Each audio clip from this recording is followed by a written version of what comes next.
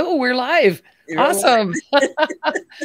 Hi, everybody. I am Suki Jeffries, best-selling author, life coach, and I have as my guest today Donna L. Dunn, also best-selling author. We are actually in a book together. I know, Donna, you have it handy. It's called Houses of Light, and it was published by our friend Diane.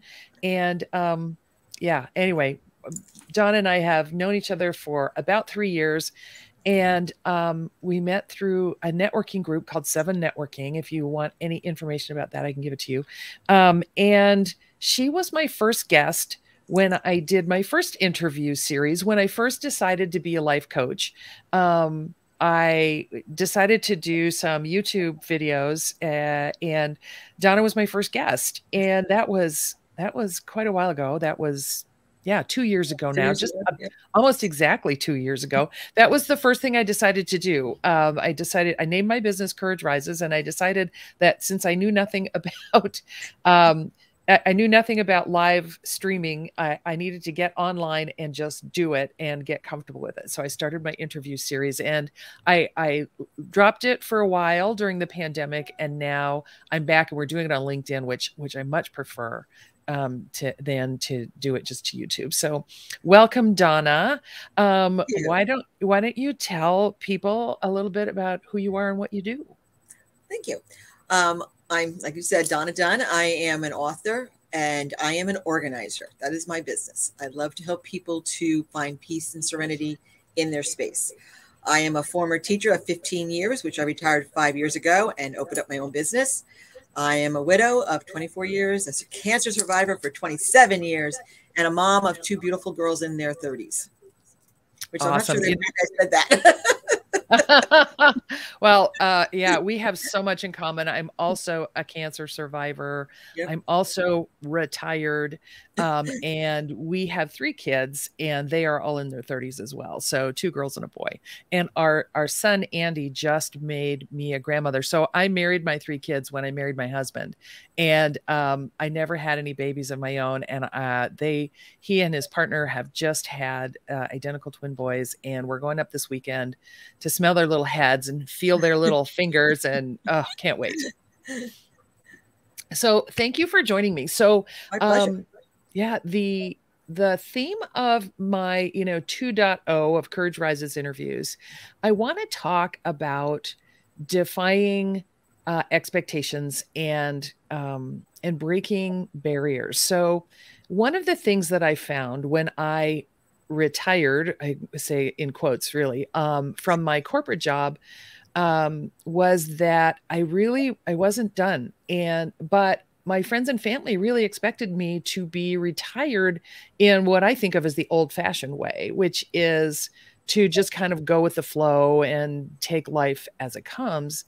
And I defied those expectations by deciding to start a business and deciding to serve other people, and build something meaningful for myself in this next season of life. So I know that throughout your life, you've had many challenges, and you have defied expectations as well and broken barriers. And I'd love you to talk a little bit about that. All right, thanks. I guess the most important thing is that growing up, I've always just wanted to be a housewife and a mother. That's all I ever wanted to be. That's my aspirations, total anxiety. But unfortunately, because my husband passed away, I had to find a career, which would have made my late mother very excited because she always wanted me to be a career woman. She always really wanted me to be out in the career and not just being at home with kids. Which is a full-time job in itself. I know, and I love kids, so that just became my thing. And so my career, funny, is that I became a teacher. So I was teaching preschool and older toddlers for 15 years. I absolutely loved it. I'm a Girl Scout leader for 15 years.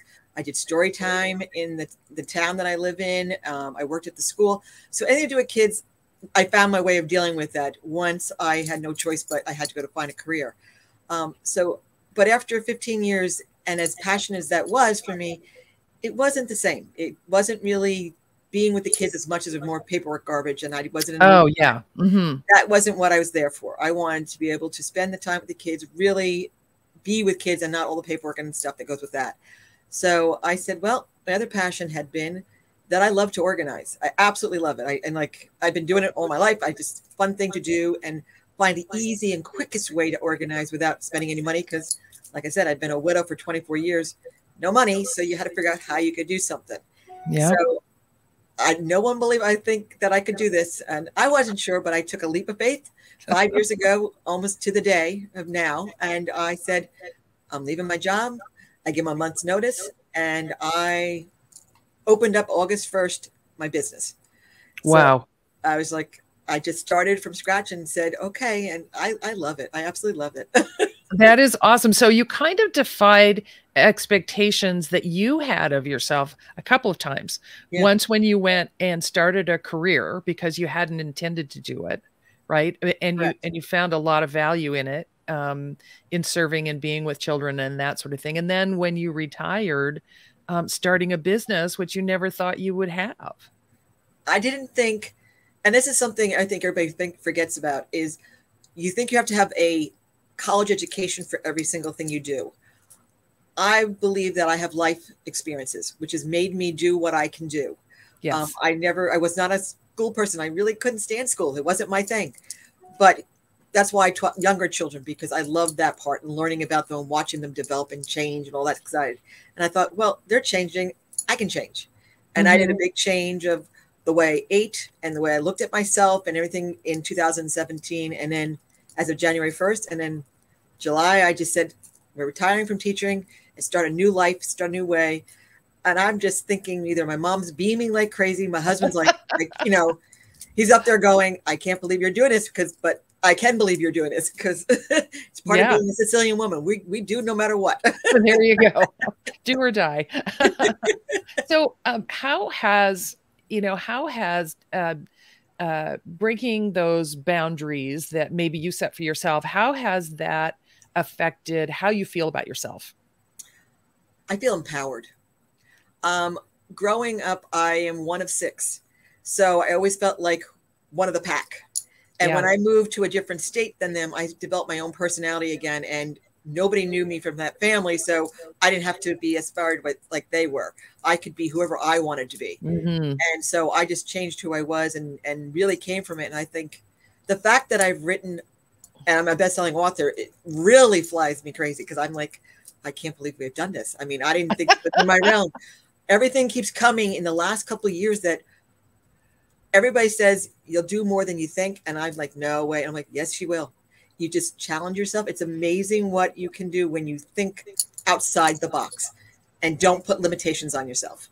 Yeah, it is amazing. And I have found that different things come to me. And I think you kind of alluded to that, is different opportunities come to me because I've decided to be open about it. I've decided not to put limits on it. And as opportunities come to me, I see them as explorations rather than where maybe before I would have put my hands up and said, no, I'm not going to do that because that's not me. Right. And believe me, that was a lot of it. And they had to talk me into writing. And I thought, and when Diane said, no, you really should be in this. And I said, okay. And I'm so blessed that she did, because it really helped me so that my book is going further itself. So it's like, that's all I needed. I said it was the boost that you need. So it was nice to have that person believing in you to push you even a little further. Yeah, I agree. So I'm part of 3 best-selling books now, which astonishes me. Yeah, the one that I'm in with you, and then The Art of Connection through Network Together, I'm Entrepreneur, and then I'm in a book called Women of Courage, Volume 5. And I'm actually writing my own now, and it's kind of scary. And yet I'm like, okay, I'm just going to take a little bit of time every day. And sometimes I just spend the time thinking about it. And sometimes I actually spend the time like writing things down on paper. And I'm surprising myself. I'm surprising myself by 2 things. There's resistance that comes up like, no, don't write about that. And then there's also an openness that comes up for me like, oh yeah, why not? Why not explore this topic or that topic? So yeah, it can be really empowering. I see that our friend Donna Sparaco-Metter is leaving us some comments on StreamYard. I don't know if you can see them on LinkedIn. Hopefully you can. Oh, I can't, but I love her. She's an amazing woman. She's an amazing woman. She is, and she's going to be a guest on my show too. And oh my God, she's got a TV show coming up, which is really amazing stuff.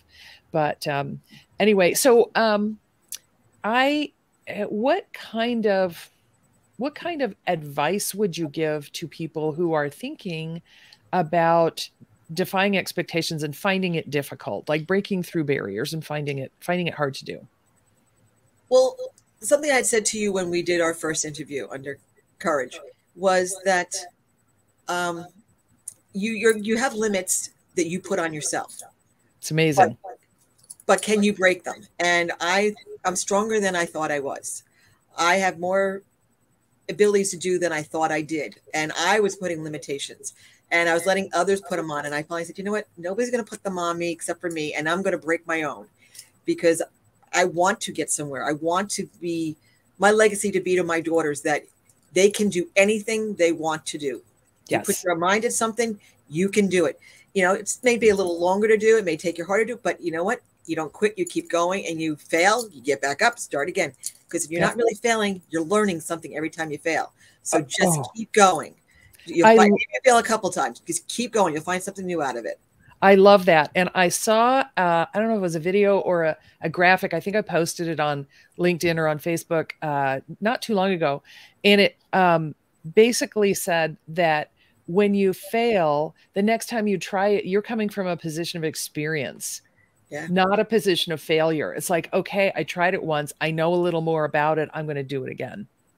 See, and that's the rethinking you've got to do. Everybody thinks you failed. Oh, I got to give up. No, it's just you learned something. What did you learn? And even if it takes you a while, and I'm not a tech savvy person, so that alone throws me off.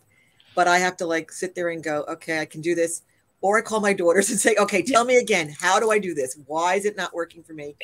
And if I have to keep calling the same person, it's look for that help to help you get past there. Oh my gosh. It's so true. That's one of the things that I tell my coaching clients is to enroll a support system.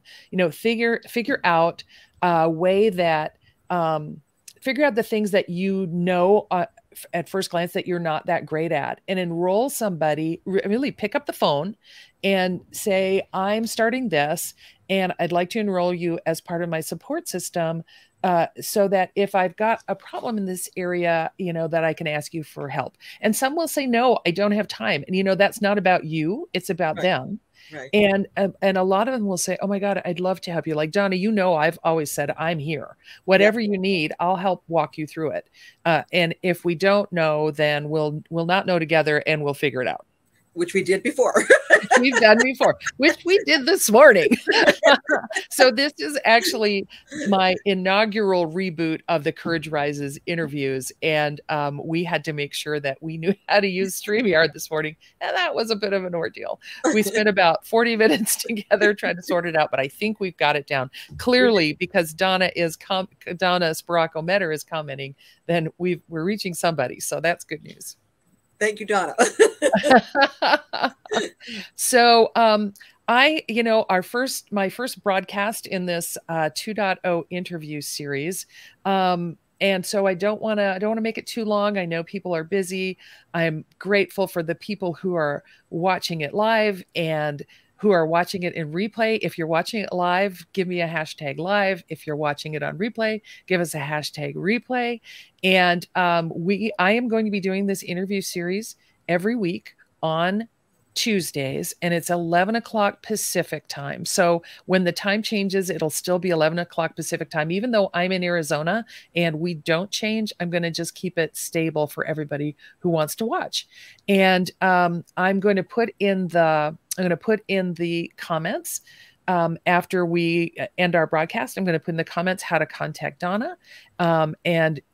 Seriously, guys. So Donna lives in Pennsylvania and I live in Phoenix, Arizona. And she did a live stream organizing of my closet and I've never gone back. I mean, it's easier for me to find my clothes. It's easier for me to walk in there and go, oh, this isn't a just pile of junk anymore. And that's that's one of the things I didn't think I could do. And that's what I challenged myself, and others were challenged me, that I had no choice. I couldn't go anywhere to 2020. So I went virtual. So I've packed people virtually from across the country. And it's just, isn't that crazy? It's amazing what you can do. Literally, you think outside the box. You just got to get there. Yes, it's so true. It's so true. So, so look, Donna, up if you've got areas in your home that you want to make like a serene spot, a comfortable spot, less stressful. Like I used to stress out when I walked in my closet, like, oh, it's going to take me 10 minutes to find everything. So she's helped me throw things out. She's helped me reorganize. So look her up and just get a quick conversation with her and see if you guys are a good fit to work together. I will put my information in the chat. I'm also going to put, or the chat, I'm so used to Zoom. I'll put my information on LinkedIn so you can find me. And also I'll put the link to my past interview series so you can look those up if you want to. So I'm really delighted and honored that you agreed to do this with me, Donna.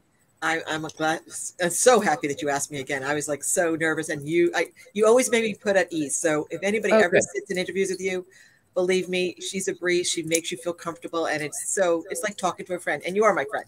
So I love it. Yes. We've been friends. We've been good friends for a couple of years. So if you're watching and you have stories of defying expectations or breaking boundaries, I'd love to hear from you. I'm going to put a link to my discovery call in the comments, and you can just get on my calendar and we can chat about what it is that you might want to share that could help other people find their courage and have their courage rises. So Donna, thank you. Thank you, Suki. And Donna Spracco-Metter, thank you for all the comments. You really kind of kept us going with your energy. And until next week, this is Suki Jeffries with Courage Rises on our LinkedIn Live interview series. Thank you, Donna. Thank you. Bye-bye. Bye.